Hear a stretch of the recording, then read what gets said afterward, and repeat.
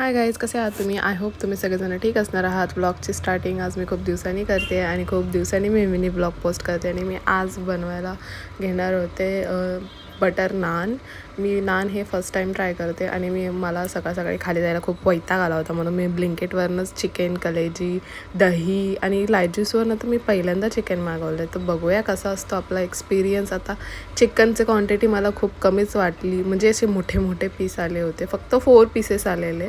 आणि मला ही कोथिंबीर तर बापरे, मी तर मार्केटमध्ये गेले असते तर फ्रीज घेऊन आले असते, पण ही मला पडली आहे पूर्ण 19 रुपयाला. आणि मग नंतर मी नानचं जे डो असतं ते बनवून ठेवलं होतं आणि मग बनवायला घेतलं. खूप छान बनलं होतं, एकदम सुंदर लागत होतं खायला. माझा भाऊ, मम्मी हे म्हणत होते की हॉटेलमधनं आणलं का, म्हटलं नाही, मी घरी बनवलं आहे. बिकॉज ऑफ ते झोपले होते आणि मी सकाळी हे बनवायला घेतलं होतं.